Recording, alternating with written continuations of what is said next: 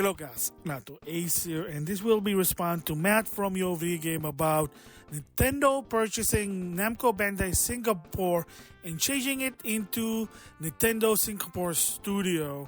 And it is interesting what he said, so if you want to know about it, check his video. Link's going to be in the description box. And I have to say that props to Matt, because a lot of inside tidbit that he was giving, it's like, yeah, that kind of makes sense of why Nintendo's doing this, especially with Monolith Studio. Apparently, they used to be owned by Namco Bandai. I did not know that. I thought they were just being outsourced to some extent with the Xeno game.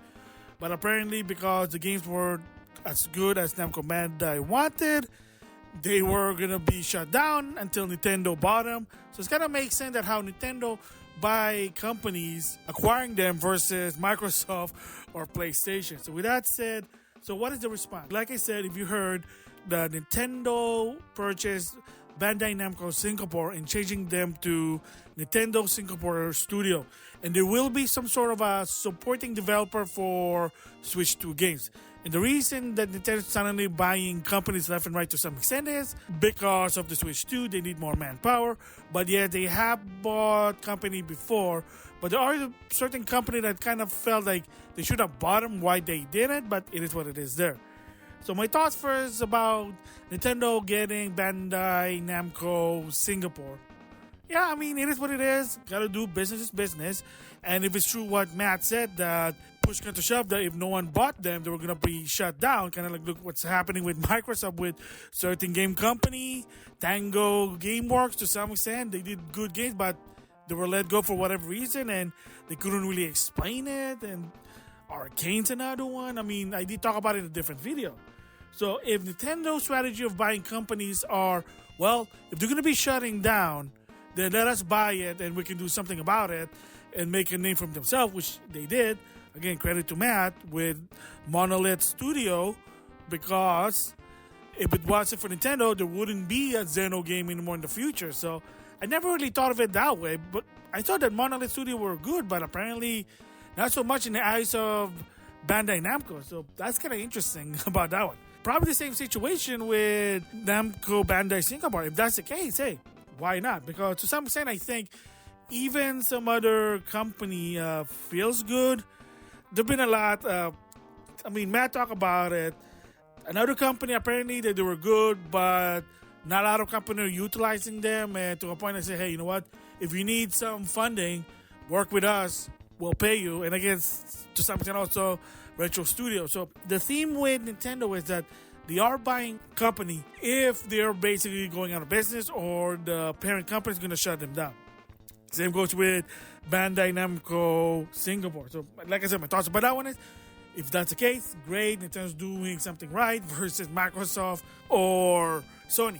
And the question really said, why not this company are allowed to buy them? Because if the other company allowed them, then it is what it is. I mean, if they don't have a buyer's defense, then yeah, they could company buy them, so hopefully they'll make money. Doesn't always work, not so much, but with case with Nintendo, it sort of worked versus Sony or Microsoft. I mean, the case with PlayStation with Bungie right now, they're not so good. And then, like I said, with Microsoft, a lot of the company, they're being shut down. And apparently the Activision Blizzard one, I already talked about it in a different video. Yeah, it wasn't really beneficial that people thought. I got fooled also, but again, it is what it is there.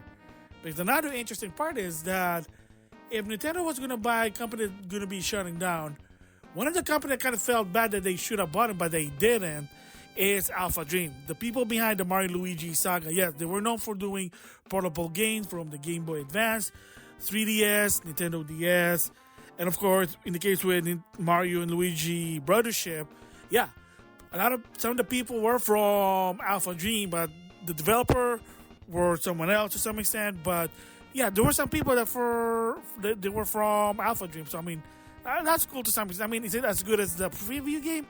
Not so much, but it's still fun. You saw my showcase during Mario Day 2025, but that's beside the point.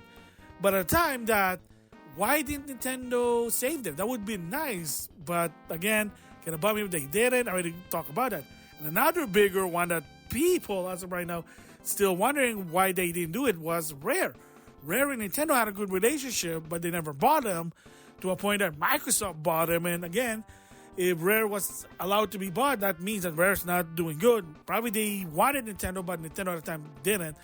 It's a weird mystery. Would it have been better if Nintendo bought Rare? Definitely, in my opinion. But again, damage been done. It is what it is there. But maybe in the long run, if Microsoft, well, I mean, I wouldn't be surprised to some extent because right now they're not in a good situation that they start selling off their company. So maybe at that point on, Nintendo could buy Rare to some extent. And maybe with Sony, I know off topic a bit here, just hear me out. Spyro and Crash, once again, be a Sony IP. That'll be interesting. But for now, Microsoft doing whatever they could. But a lot of people did say that they might not be there for long. A lot of the situation is really not good. So just a thought about that one. So imagine, once again, maybe Nintendo finally could buy Rare. Then there you go, because they bought Retro Studio. Because to some extent also, I think they were in a bind. So Nintendo said, hey, we saw potential, we'll just buy you guys. So the difference is, Nintendo is buying developers that are not in a good situation financially, so why not give them finance? In the case with Microsoft, to some extent, that is the case, but not so much. I know with Bethesda, the story behind that was they weren't in a bind, but Microsoft said, well, I'll give you some money, so there you go. I think the same goes with Bungie to some extent, because they really did not like to work with Microsoft Studio, but again, who knows? It's a weird situation. But if you want to know about those, probably just Google it. So anyway, props to Nintendo about that. It is sort of interesting that what Nintendo's doing. So buying Bandai Namco Singapore, making them Nintendo Singapore Studio to help them with the Switch 2 games. Yeah, that's a good thing. If the case is, hey, look, we need money, please help us. There you go. So imagine if Super bought, Nintendo bought it, because if you didn't know, it was created by Sony and then they were abandoned because the game failed. PlayStation All-Star Battle Royale. It is what it is, a mediocre. Controls are good for a Smash type game, but overall the game itself just wasn't good. But imagine if Nintendo bought them. That'd be interesting, but they didn't also. I mean, to some extent, different CEO, different people probably. Furukawa would basically just think, hey, you know what? Switch 2 games, not really easy to do, which no shit. If Nintendo's having a hard time doing HD game on the Wii U era, I wouldn't be surprised in the same situation to some extent with Switch 2 with 4K. That's why they're doing Switch 2 edition game, because why not just add new content for a good game that basically aged well and just add more content? Kind of makes sense to some extent, but it is what it is. So they're doing that right now, but probably in 2026, they're probably going to do more just Switch 2 exclusive game, and that's when Nintendo Singapore Studio going to step in. And they even said Nintendo are going to buy more company. I wouldn't be surprised. So for me, if they're going to buy more company, maybe, like I said, Rare will be interesting in the long run. Let's see if that's even possible. Maybe revive Alpha Dream to some extent. Like I said, people from former Alpha Dream employee did work on Brothership.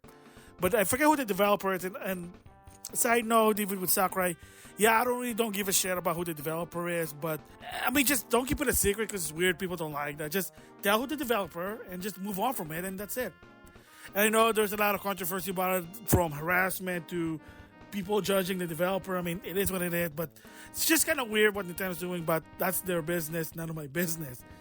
So there you go, my thoughts about Nintendo acquiring Bandai Namco Singapore Studio, turning into Nintendo Singapore Studio to help them with games, because they help them a lot of the games, according to Matt, so credit to him. So again, you want to know about it, I'm going to put the link for Matt's video. Very informative there. And then hopefully, maybe in the long run, the Nintendo are buying a company who are in a bind financially, and they have potential that benefit Nintendo. Why not? Just like Monolith Studio. I did not know that.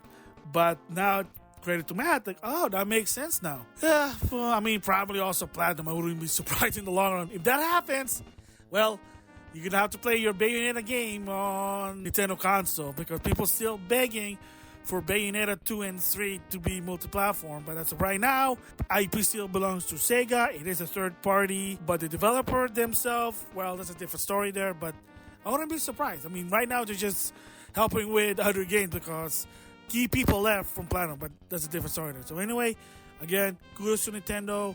Credit to Matt for the information. Very informative. So with that, I'll see you guys later.